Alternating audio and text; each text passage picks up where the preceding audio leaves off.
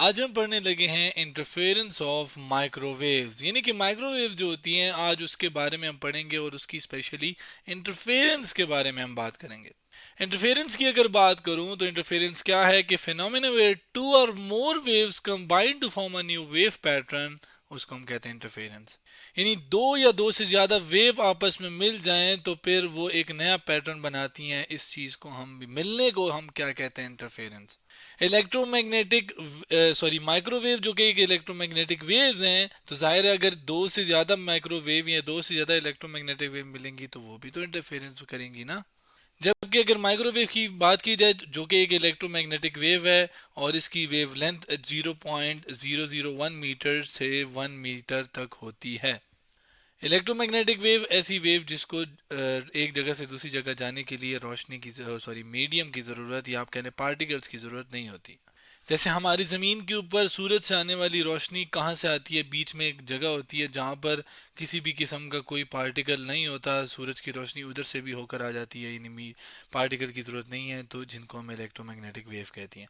कुछ ऐसी वेव होती हैं, बाय द वे वो वेव क्या होती हैं? एनर्जी को एक जगह से दूसरी जगह ट्रैवल करने वाली करना करती हैं, एनर्जी को एक जगह से दूसरी जगह लेकर जाती हैं। तो ये एक वेव की शक्ल इस तरह होती है, स्पेशली इलेक्ट्रोमैग्नेटिक वेव की बात कर रहा हूँ मैं। तो वो यहाँ से यहाँ तक ये यहाँ से यहाँ तक जो फासला है इसको वेव लेंथ कहते हैं। तो सूरज से बहुत ज़्यादा इलेक्ट्रोमैग्नेटिक वेव आती हैं, हर एक की मुख्तलिफ ये वेव लेंथ होती है। माइक्रोवेव की वेव लेंथ क्या होती है? 0.001 मीटर से 1 मीटर तक। इंटरफेरेंस को अगर मैं fed.colorado.edu की वेबसाइट से एक एनिमेशन है वहां से दिखाऊं तो ये रोशनी आ रही है, ऐसी रोशनी है जो नज़र आ रही है। इंटरफेरेंस नज़र नहीं आती बाय द वे, लेकिन मैं इंटरफेरेंस समझाने के लिए बता रहा हूँ कि एक सुराख से वेव रोशनी गई, ये दूसरे सुराख से रोशनी गई, ये दोनों रोशनी आगे जाकर एक दूसरे से मिली और इस तरह का एक पैटर्न बनाया, जिसको मैं स्क्रीन पे देखना चाहूँ तो इस तरह का एक इंटरफेरेंस का पैटर्न बनता है स्क्रीन के ऊपर। लेकिन ये तो नज़र आने वाली रोशनी है, हम तो माइक्रोवेव की बात कर रहे हैं। अब उसको करने के लिए हमें कुछ अलग करना पड़ेगा। लाइट की तो चलो मसला नहीं है, माइक्रोवेव जो हैं उनकी इंटरफेरेंस के लिए कुछ ना कुछ करना पड़ेगा। उसके लिए हम पहले सेटअप बनाते हैं, फिर उसके बाद उसको पर कह लें कि चेक करते हैं कैसे हम ऑब्जर्व कैसे कर सकते हैं। सेटअप की बात करूं या एक्सपेरिमेंटल सेटअप कहूं एक ही बात है। तो वो आपके पास ये एक लेबल तस्वीर मैं लेकर आया हूं जिसके अंदर हमने एक सेटअप बनाया हुआ है। उसके अंदर अगर आप देखें, मैं स्टार्ट करूं तो सबसे पहले आपके पास सामने है एक माइक्रोवेव ट्रांसमीटर। माइक्रोवेव ट्रांसमीटर का काम क्या होता है कि प्रोड्यूस कोहेरेंट माइक्रोवेव्स, यानी कि ये ऐसी माइक्रोवेव पैदा करता है जो कि कोहेरेंट होती हैं। कोहेरेंट क्या होता है ये हमने इंटरफेरेंस के बेसिक इंटरफेरेंस ऑफ लाइट वाले लेक्चर के अंदर पढ़ा था। जो कि इंटरफेरेंस ऑफ लाइट में अगर मैं आपको बताऊं तो हमने उसके अंदर पढ़ा था कि इंटरफेरेंस की कंडीशन के अंदर हमने कहा था जो रोशनी आपस में मिलेंगी उसकी कंडीशन ये है कि पहली कंडीशन ये थी कि उनको कोहेरेंट होना ज़रूर है। तो ज़ाहिर है लाइट के केस में लाइट की वेव कोहेरेंट होंगी, माइक्रोवेव की केस में माइक्रोवेव की लाइट कोहेरेंट होगी। तो उसमें कोहेरेंट क्या है कि जिसकी फ्रीक्वेंसी सेम हो। अब ऐसे ये वेव जो जा रही है, कितने एक सेकंड के अंदर कितनी ऐसे वेव चलेगी उसको हम फ्रीक्वेंसी कहते हैं। तो वो दोनों वेव की या ऐसी वेव जिनकी ये दो वेव जिनकी फ्रीक्वेंसी सेम होती है वो हम कहेंगे कि उनकी सेम फ्रीक्वेंसी है। इक्वल और कंपेरेबल एम्पलीट्यूड, यानी कि यहाँ से लेकर यहाँ तक का जो ये फासला होता है ये एम्पलीट्यूड होता है, ये भी कंपेरेबल या बराबर होना चाहिए, यानी तकरीबन तकरीबन बराबर होना चाहिए। और फेज डिफरेंस दोनों का सेम होना चाहिए, आप कह लें फेज सेम होना चाहिए। मतलब आसान अल्फाज में कहूँ तो जो पोजीशन एक पार्टिकल की एक वेव के अंदर है दूसरे के अंदर भी उसी वही पोजीशन हो जो उस पार्टिकल की है। लेकिन अगर जो भी है वो हर वक्त एक ही तरह रहे। मतलब अगर इस पार्टिकल के लिहाज से ये वाला इस वेव में ये पार्टिकल इधर है और इसके लिहाज से ये वाला इधर है, तो आगे भी थ्रू आउट मोशन के दौरान ये वाला एक जगह रहे। इनको आसान अल्फाज में कह सकता हूँ कि इनका फेज डिफरेंस सेम होना चाहिए। और इसकी मजीद डिटेल हमने इस लेक्चर के अंदर भी पढ़ी थी। अब अगर आप देखें तो माइक्रोवेव एक जो ट्रांसमीटर है वो एक सोर्स के तौर पर है। सोर्स यानी जो चीज़ को पैदा करती है ना, यहाँ पे मैं माइक्रोवेव सोर्स है तो ये माइक्रोवेव को पैदा कर रहा है।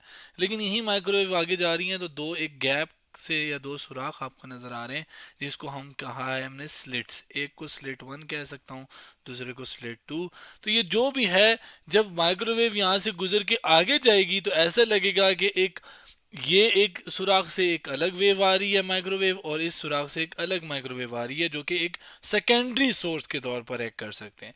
तो यानी ये जो दो स्लिट्स हैं ये क्या कर रहे हैं, एक act as a new source, एक नए सोर्स के तौर पर ये स्लिट हमने बनवाई हुई है।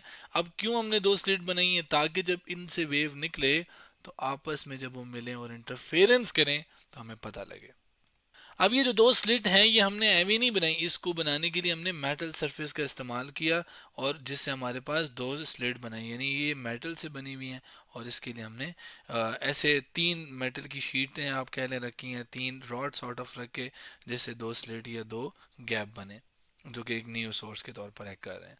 आगे आए देखें, रोशनी के केस में तो हमें नज़र आ रहा था, हमने स्क्रीन लगा ली, हमें पता चल गया, लेकिन यहाँ पर ये माइक्रोवेव हमें नज़र आती है नहीं। अब माइक्रोवेव जो नज़र नहीं आती हमारी आंखों को, हम क्या करें, उसके लिए पहले हम डिटेक्टर लगाते हैं, और डिटेक्टर का काम क्या है कि use to detect the intensity of microwave, यानी कि आया वो जो दो वेव आपस में मिली वो किस तरीके से मिली, उन वेव को या उस मिलने के बाद क्या हुआ उनको डिटेक्ट करने के लिए हमने, या पता लगाने के लिए कि क्या हुआ, उसको हम डिटेक्टर इस्तेमाल उसके लिए करना है हमने। और वो बताएगा कि अच्छा यहाँ पर जो दो वेव्स हैं वो आपस में मिली तो कैसे मिली। अब वो कैसे मिलने वाली बात असल में इंटरफेरेंस के अंदर छुपी हुई है। जब इंटरफेरेंस ऑफ लाइट पढ़े थे तो उसके अंदर हमने एक बात ये देखी थी कि जब दो रोशनियां आपस में या दो वेव्स मिलती हैं यहाँ पर, जैसे अगर देखें तो या तो वो एक दूसरे को और बढ़ा देती हैं और अपना वेव जो है वो उसका एम्पलीट्यूड बढ़ जाता है, और आप कह लें कि माइक्रोवेव के केस में वो माइक्रोवेव बढ़ जाएगी, जिसको हम कहते हैं कंस्ट्रक्टिव इंटरफेरेंस। डिस्ट्रक्टिव में वो दोनों वेव एक दूसरे को ख़त्म कर देती हैं, जिसको हम कहते हैं डिस्ट्रक्टिव इंटरफेरेंस, और एक सीधी सी लाइन, एक वेव की बजाय सीधी लाइन आ जाती है, जिसको फिर मैं कह सकता हूँ कि वहां पर रोशनी ही नहीं है लाइट के केस में, लेकिन वे माइक्रोवेव के केस में क्या कहूँगा कि माइक्रोवेव ही नहीं है वहां पर। अब यहाँ पे जो डिटेक्टर है वो हम मुख्तलिफ पॉइंट पे रखेंगे, वो डिटेक्टर एक साउंड भी दे सकता है, उससे उसके साथ हम कोई भी चीज़ कनेक्ट करके उसका पता लगा सकते हैं। साउंड देगा तो अगर कहाँ पे मिल रही है तो एक टी की आवाज़ आ जाएगी, हमें पता चल जाएगा अच्छा यहाँ पे माइक्रोवेव हैं या मिल गई हैं। जहाँ पे नहीं आएगी फिर हम कहेंगे वहाँ पे नहीं मिली। अब यहाँ पे आपको दो तरह के कलर नज़र आ रहे हैं, एक रेडिश कलर नज़र आ रहा है और एक ब्लूइश कलर नज़र आ रहा है। मैं आपको बता दूं कि जहां पर रेडिश कलर आपको नजर आ रहा है वो कंस्ट्रक्टिव इंटरफेरेंस वाला जगह है, या वो जगह है। जहां पे डिस्ट्रक्टिव इंटरफेरेंस आपको नजर आ रहा है, ये आपके सॉरी जो ब्लूइश कलर नजर आ रहे हैं वहां पे डिस्ट्रक्टिव इंटरफेरेंस हो रही है। ये बात मैंने नहीं की, ये डिटेक्टर ने, जब हम इसको मुख्तलिफ जगहों पे मूव करा रहे थे ना, तो हमें डिटेक्टर ने आवाज़ देकर या मुख्तलिफ जो भी हमने करवाना है वो देकर हमने पता लगाया इस चीज़ को कि कैसे ये डिटेक्टर डिटेक्ट करेगा। इस चीज़ को मैं आपको एक एनिमेशन से दिखाता हूँ। ये एनिमेशन में DSE एक्टिव फिजिक्स नाम से चैनल है वो दिखा रहा हूँ, वहाँ से वीडियो का नाम V15E1911 microwave interference channel video का नाम था। इसके अंदर अगर आप देखें तो ये दो स्लिट है, यहाँ से माइक्रोवेव आ रही होंगी। यहाँ पर डिटेक्शन कैसे हो रही है कि ये एक सेंसर लगाया हुआ है जो कि यहाँ से इस सुई से हमें पता चल रहा है। अगर आप इस सुई पे गौर करेंगे तो पहले ये कभी इधर जा रही है और फिर कभी इधर, बीच में आएगी। बीच में आने का मतलब ज़ीरो इंटेंसिटी है, और अगर इधर जा रही है तो मैक्सिमम और इधर जा रही है तो नेगेटिव मैक्सिमम। एक और एनिमेशन जो कि MIT के चैनल है और माइक्रोवेव इंटरफेरेंस, इसमें आवाज़ वाला सेटअप है। ये दो सोर्सेज हैं और अब मैं इसको चलाता हूँ, आपने सुनना है।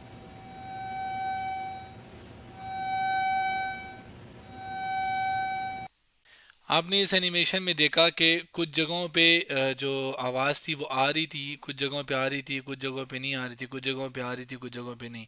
तो वो आवाज़ का मतलब ये डिटेक्टर है, ये माइक्रोवेव को डिटेक्ट करके आवाज़ दे रहा था। और वो हमने इसको मूव करवाने से देखा, और बिल्कुल वैसे ही जैसे ये पैटर्न था उसी तरीके से, कुछ जगहों पे कंस्ट्रक्टिव और कुछ जगहों पे डिस्ट्रक्टिव, कुछ पे कंस्ट्रक्टिव कुछ पे डिस्ट्रक्टिव। तो ये इस तरीके से माइक्रोवेव की इंटरफेरेंस को हम देखते हैं। बाकी इंटरफेरेंस ऑफ लाइट के अंदर जब हम पढ़े थे तो हमने कंडीशन पढ़ी थी दोनों कंस्ट्रक्टिव के लिए भी डिस्ट्रक्टिव के लिए भी। ये मैं एक्स्ट्रा थिंग बता रहा हूँ आपको। इसके अंदर हमने ये देखा था कि जब कंस्ट्रक्टिव इंटरफेरेंस होगी तो जो डी है वो एन लेम्टा के बराबर होगा, जिसमें लेम्टा क्या है, ये उस वेव की वेवलेंथ, हम लाइट की वेवलेंथ होगी इस केस में, लेकिन हमारे केस में माइक्रोवेव की वेवलेंथ होगी। और जबकि एन इंटीजर है, 0 1 2 3 4 5 कोई भी इंटीजर हो सकता था।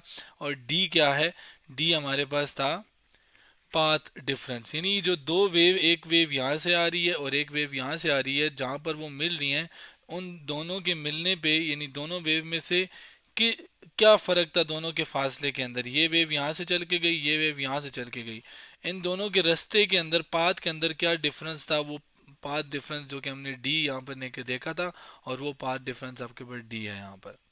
सिमिलरली हमने फिर डिस्ट्रक्टिव के लिए भी कंडीशन देखी थी, और वो थी d equal to n plus one over two lambda destructive के लिए, और इसमें पाथ डिफरेंस हमारे पास एन डी है अगेन, और वो डिस्ट्रक्टिव के लिए ये होता है। तो अगर हम पार्ट डिफरेंस निकाल लें किसी तरीके से, तो हम एक लैम्डा के बारे में भी पता लगा सकते हैं। यानी आप कह सकते हैं कि जब हम इधर इंटरफेरेंस देख रहे हैं ना, तो इधर इंटरफेरेंस देखते हुए अगर मैं पाथ डिफरेंस कैलकुलेट कर लूँ, ज़ाहिर है इसके अंदर मीटर वगैरह का इस्तेमाल करके पाथ डिफरेंस कैलकुलेट कर लूँगा, तो मैं माइक्रोवेव की वेवलेंथ भी निकाल सकता हूँ, और फिर वेवलेंथ से मैं बहुत कुछ और भी निकाल सकता हूँ। और इसके साथ साथ याद रखिएगा बहुत इंपॉर्टेंट बात, इंटरफेरेंस वो फिनोमिना है जो एक वेव परफॉर्म करती है, पानी की वेव कर सकती है, लाइट वेव कर सकती है वगैरह। अगर माइक्रोवेव ये कर रही है, इससे ये साबित हो रहा है कि जो माइक्रोवेव रेडिएशंस हैं, इलेक्ट्रोमैग्नेटिक रेडिएशंस हैं, वो क्या हैं, वो वेव हैं, यानी उनके उनकी वेव नेचर है, जिससे ये चीज़ साबित भी होती है। तो ये आप कह लीजिए पूरा जो एक्सपेरिमेंट हमने किया, इससे ये भी साबित हुआ क्या कि माइक्रोवेव की कौन सी नेचर है, वेव वाली नेचर है। तो ये सारी बातें बड़ी इंपॉर्टेंट थी और जो कि हमने देखी। तो आज हमने इंटरफेरेंस ऑफ माइक्रोवेव्स के बारे में पढ़ा।